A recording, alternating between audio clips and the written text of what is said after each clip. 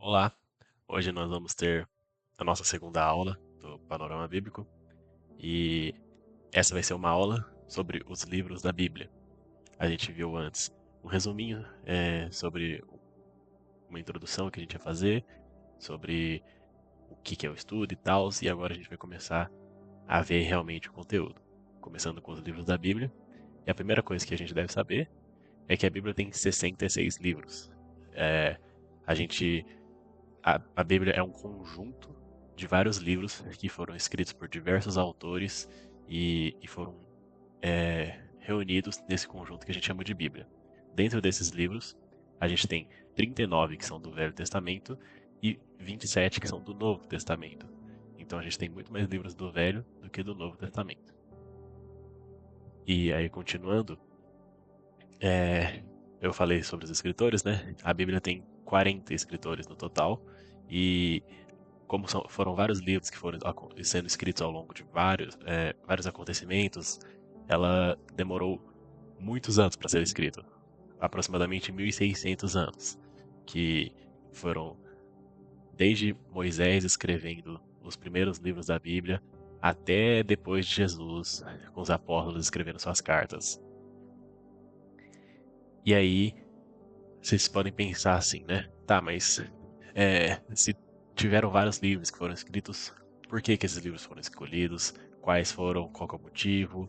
É, todo mundo devia escrever alguma coisa na época. Por que que foram esses que foram escolhidos, né? E para isso, a gente usou umas classificações para categorizar quais livros eram aptos a fazerem parte da Bíblia ou não. Isso foi uma convenção para tomar essa decisão, né? E aí, estes são alguns dos tópicos que foram usados para escolher quais eram os livros que eram da Bíblia. O primeiro deles é se o livro é profético. O que que isso quer dizer? Esse livro foi escrito por um homem de Deus. Era uma pessoa que era conhecida, alguém que realmente teve um relacionamento com Deus. Por exemplo, Moisés ou Paulo, o apóstolo Paulo, né? Esses eram homens que eram reconhecidos como servos de Deus. E aí, o segundo é autêntico. Então, se os livros poderiam ser escritos à torta à direita, como que sabia qual que era o verdadeiro e qual que era outra pessoa escrevendo qualquer coisa para se passar ou para tentar adulterar as escrituras, né? E a decisão que foi tomada é que se há dúvida se o livro é verdadeiro ou não, esse livro era desconsiderado, ele era descartado como parte da Bíblia. Aí a próxima categoria é se o livro é dinâmico. O que isso quer dizer? Dinâmico nesse sentido, é que a palavra de Deus é viva nele, é uma coisa que ainda acontece, você pode receber uma revelação de Deus através disso, porque senão, então, não faz sentido, né? E esses livros que foram escolhidos pela Bíblia são os livros que justamente são dinâmicos, eles falam conosco até hoje. E por último, é aceito e usado pelo povo de Deus. Aí vocês podem pensar, mas quem que é o povo de Deus? Qualquer um pode dizer que eu sigo a Deus e eu acho que aquele livro lá é verdadeiro. É, não é tão simples assim, né? Esse povo de Deus citado aqui foram principalmente os grandes nomes da Bíblia, como por exemplo Pedro, Jesus, Paulo, que principalmente Paulo. Paulo foi um grande estudioso das Escrituras, o Velho Testamento, né? E aí ele fala que a gente deve ler as Escrituras. Por exemplo, nas passagens em Mateus que falam sobre, como dizia em tal profecia de tal livro, que Jesus viria e faria tal coisa. Então, esses grandes homens da Bíblia citaram livros anteriores, e então esses livros obviamente eram aceitos por eles e considerados, principalmente os que Jesus falou, né? Jesus usou várias passagens da Bíblia durante sua vida, e se Jesus usou essas passagens, quer dizer que elas realmente fazem parte da Bíblia. Próxima parte. Como disse, a Bíblia é dividida em Velho e Novo Testamento. Qual que é a diferença, né? O Velho Testamento é toda a escritura que veio antes de Jesus. E ele não é a aliança sobre a qual nós vivemos hoje. Nós vivemos sobre a nova aliança. Mas ainda assim, esses livros são muito úteis para a gente. Eles contam a história do povo de Israel, a história da humanidade. Eles nos ensinam muitas coisas. Tem vários livros que mostram justamente ideias ou adorações ou histórias que são realmente para nos motivar. E até profecias, para comprovar, por exemplo, que Jesus é o Messias, né? E aí, uma coisa, por exemplo, que é falada é sobre o testemunho de Jesus, em Lucas 24, 44, que eu deixei escrito aqui embaixo, né? Que Jesus mesmo falou que ele deveria cumprir toda a lei que estava escrito em Moisés, nos profetas e nos Salmos, que foram são livros do Velho Testamento, né? E como eu tinha citado antes, houve essa convenção para decidir quais livros eram escolhidos para ser parte da Bíblia, e obviamente alguns não se encaixaram no critério. Esses livros, alguns deles são chamados de livros apócrifos, porque há pessoas que acham que eles são legítimos, tem algumas pessoas que acham que eles fazem parte da Bíblia, mas nós decidimos que eles não fazem parte por alguns dos motivos que eu tinha citado anteriormente. E só de curiosidade, vale lembrar que a Bíblia Católica possui alguns desses livros que a gente não reconhece como livros legítimos da Bíblia. E seguindo em frente, então, começar os livros do Velho Testamento. Primeiramente, nós temos o Pentateuco, né? Esses foram os 5 livros escritos por Moisés, são os 5 primeiros livros da Bíblia, e eles são como os judeus chamam de Torá, que são os livros que os israelitas de antigamente e os judeus de hoje em dia baseiam a sua religião, o judaísmo, né? Que começa com Gênesis, que é toda a história desde a criação do mundo até chegar em Moisés. Aí Êxodo continua com a história de Moisés, aí depois vem a tomada da terra prometida, e os próximos 3 livros, Levítico, Números e Deuteronômios, são livros que eram muito importantes para as pessoas do judaísmo. Ainda é muito importante, né?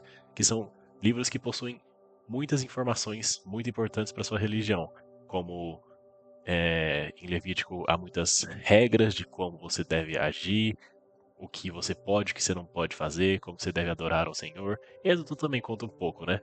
Mas esses são os livros que os judeus usam no judaísmo.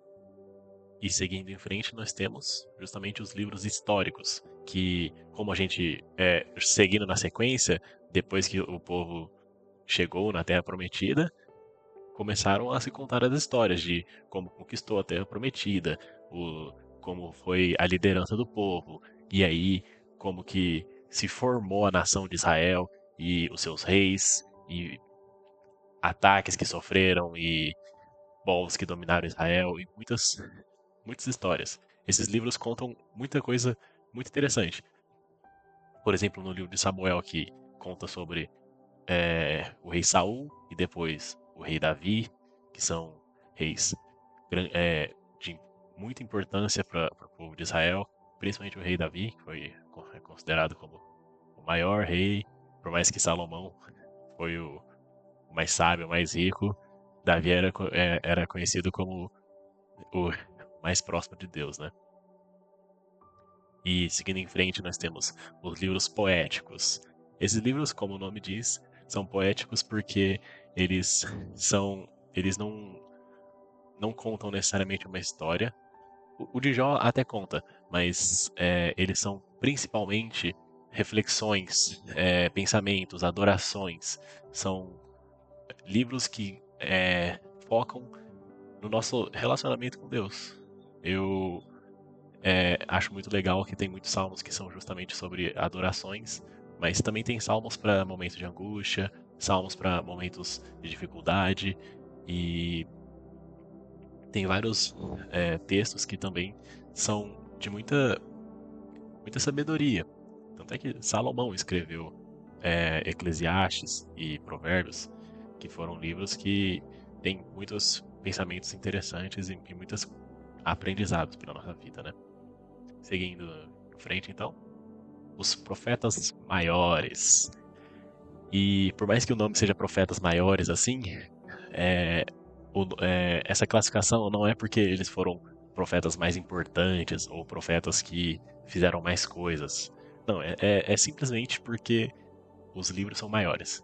Os livros são realmente bem grandes. Isaías e Jeremias têm mais de 50 capítulos. E é por isso que eles são chamados de profetas maiores.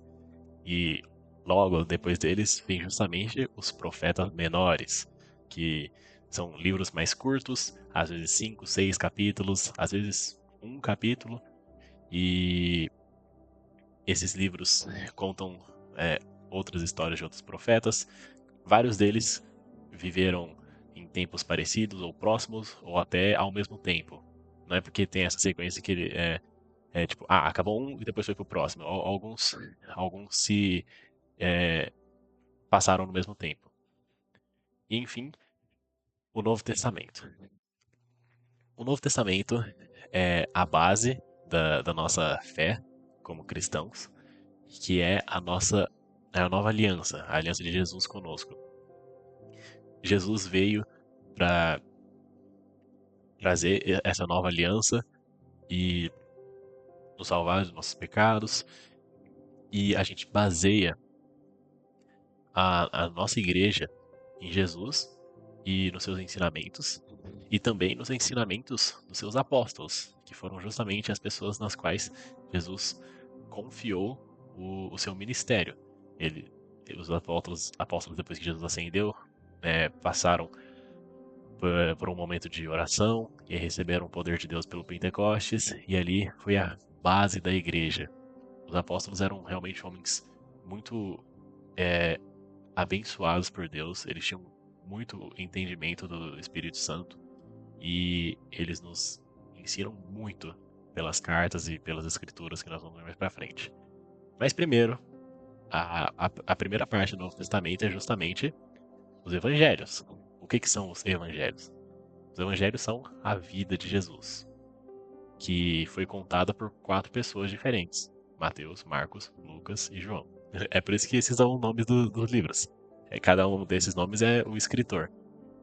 E, por que a vida de Jesus foi contada 4 vezes diferentes? Por que a gente precisa ver a mesma história 4 vezes, né? Mas cada evangelho tem um foco. Cada evangelho conta a história de Jesus para um povo ou de uma maneira diferente. Por exemplo, Mateus escreveu a história de Jesus para os judeus. Então ele toda hora vai estar falando: olha só, Jesus cumpriu a profecia tal, e ele realmente é o Messias, porque como estava escrito em tal livro, ele foi e realizou aquilo. E cada um desses evangelhos conta a história de Jesus um pouquinho diferente, mas é muito legal a gente ver esse um pouquinho diferente, porque não é que, então não aconteceu tal coisa, ou um tá mentindo porque o outro falou tal coisa. Não, não tem coisa assim. É porque Jesus passou 3 anos evangelizando e ele ainda passou 30 anos vivendo aqui na Terra antes do seu ministério, né? Jesus viveu 33 anos. E durante seu ministério, é, 3 anos é muita história para contar, né? Então, eu acredito que é, alguns deles não lembravam de algumas coisas e outros lembravam de outras, aí foram acabando juntando. Mas as partes mais importantes da vida de Jesus, todos os livros contam. Por exemplo, a crucificação, e, e todos eles têm ensinamentos muito bons, muito importantes para a nossa vida. E seguindo em frente, o livro histórico do Novo Testamento, Atos, ou Atos dos Apóstolos. Porque Atos é, é um livro que conta justamente a história sobre o que aconteceu depois que Jesus foi aos céus. Teve o Pentecostes, e aí os apóstolos, eles receberam o Espírito Santo e começaram a igreja primitiva, que era a igreja dos primeiros cristãos. E neste tempo foi um tempo onde teve um grande crescimento do cristianismo, porque por onde os apóstolos iam, eles convertiam centenas ou milhares até de pessoas. E esse, esse é um momento muito legal da história, porque quando a gente lê Atos, a gente vê muitos acontecimentos muito legais do poder de Deus se manifestando na vida das pessoas. E seguindo em frente, então, as epístolas de Paulo. A gente conhece Paulo a partir do livro de Atos, que é esse livro que conta a história depois de Jesus. E Paulo, ele era um grande estudioso do Velho Testamento, né? Ele, ele era uma pessoa que ele era um fariseu, que significa que ele era um estudioso da Bíblia, e ele era, ele era uma pessoa de uma importância relativamente alta. E aí ele perseguia cristãos. Mas ele teve um encontro com Jesus, literal, tipo, Jesus apareceu na frente dele e falou com ele. E depois disso ele se converteu ao cristianismo. E eu, eu admiro demais Paulo. Paulo foi um homem muito importante para a Bíblia. Ele escreveu 14 livros, sendo que desses 14, bom, tem Hebreus aqui. Hebreus, na verdade, a gente não sabe quem foi o autor, não tem exata certeza, mas a gente acredita que foi Paulo também. Do jeito que Paulo era, tem alta chance de ser ele. Mas Paulo, com seu grande conhecimento do Velho Testamento e as revelações de Deus, ele teve um conhecimento muito grande sobre a vontade de Deus. E então, esses são os livros da Bíblia que mais nos ensinam a como viver como cristão. Eles vão falar sobre hábitos, costumes, coisas que a gente deve, coisas que a gente não pode fazer, e como se portar na igreja, como viver como corpo de Cristo e várias outras coisas. As epístolas de Paulo são livros muito importantes para a vida de um cristão. E se você precisar de algum conselho, algum estudo não, algum conselho, alguma revelação de Deus, esses livros têm muita coisa para se aprender. E seguindo em frente, então, vem as epístolas gerais, que Paulo não foi o único que escreveu cartas. Outras pessoas também escreveram cartas e elas também são grandes revelações de Deus para os apóstolos. Paulo era um grande estudioso e ele escreveu essas dezenas de cartas, mas os outros apóstolos também eram homens de Deus, também eram homens que viviam em constante relacionamento com Deus e tinham um grande conhecimento do Espírito Santo e um grande relacionamento com ele. Então eles também escreveram algumas cartas, sendo que nelas também há muitos conselhos. A carta de Tiago tem muitas coisas muito legais, tem muitos ensinamentos que são muito importantes para a nossa vida hoje. E só mais um detalhe, essa carta com o nome Judas não foi de Judas Iscariotes. Judas Iscariotes, o traidor, morreu e esse Judas só tinha o mesmo nome que ele. Era outra pessoa, não tinha nada a ver com ele. E por fim, o último livro da Bíblia, o livro profético, que foi Apocalipse, ou o Apocalipse de João, que foi escrito justamente por João. Eu até coloquei a imagem de um homem preso, acorrentado, escrevendo, porque João escreveu esse livro enquanto ele estava preso. Ele estava preso, e aí Jesus trouxe uma revelação para ele sobre as coisas que iriam acontecer no futuro. E de todos os livros da Bíblia, esse é o único livro que descreve coisas que ainda não aconteceram hoje, que vão acontecer no futuro ainda. E esse é um livro muito importante, porque ele justamente conta coisas que a gente sabe que vai acontecer no futuro e não aconteceu ainda. Mas é um livro muito complexo também. É um livro que tem muita coisa que é difícil de entender, e para entender ele corretamente, o ideal seria estudar toda a Bíblia antes. E é por isso que a gente vai fazer esse panorama bíblico, né? Pra gente aprender justamente a Bíblia. E depois também espero que entendam o Apocalipse. E por fim, vamos então falar do último tópico, que é justamente se a Bíblia é um livro tão antigo, ela ainda é o mesmo livro, porque passaram muitos anos desde o último livro da Bíblia escrito. Como eu tinha falado no começo da aula, a Bíblia foi escrita num período de 1.600 anos, sendo que o último livro foi escrito aproximadamente dos anos 100. Então, de lá para cá, já foram quase 2.000 anos.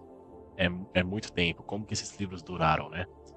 E basicamente esses manuscritos foram sendo reescritos e copiados e foram passando de geração em geração, com várias pessoas reescrevendo eles.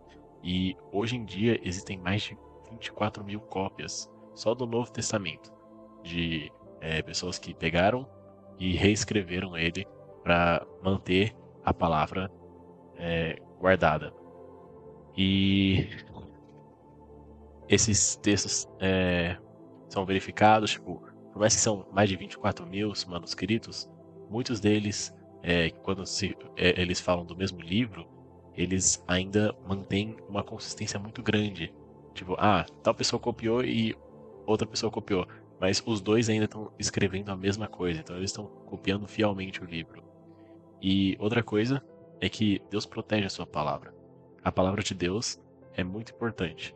E é, Deus também considera a sua própria palavra muito importante. Então, na própria Bíblia diz que Deus justamente vela por sua palavra, como diz em Jeremias 1:12. E disse-me o Senhor: Viste bem, porque eu velo sobre a minha palavra para cumpri-la. E mais um detalhe é que essas cópias da Bíblia são todas escritas na sua língua original, né? Então seria o Novo Testamento em grego e o Velho Testamento em hebraico ou aramaico. E a última coisa que eu quero falar é que é, a Bíblia foi escrita tanto em grego no Novo Testamento como em hebraico e aramaico no Velho Testamento. E essas cópias são justamente nessas línguas, né? Então, quando elas são traduzidas para nossa língua materna, no caso o português, ou o inglês, chinês, ou qualquer outra língua, o sentido de algumas palavras podem ser perdidos. E é por isso que a gente tem tantas versões diferentes da Bíblia. Tem a Bíblia da versão NVI, que é a nova versão internacional, ou a Revista Almeida atualizada, que são versões diferentes porque as pessoas que leram o original traduziram com palavras diferentes, mas todas com o mesmo intuito de traduzir a Bíblia para alguma língua diferente da sua original. Então, às vezes, para se entender um texto por completo, a gente deve ler justamente nos textos originais, que seriam em grego, aramaico ou hebraico, né? Que nem todo mundo consegue, mas é por isso que a gente tem tantos estudiosos, né? E é essa a aula de hoje. Espero que tenham aprendido. Até mais.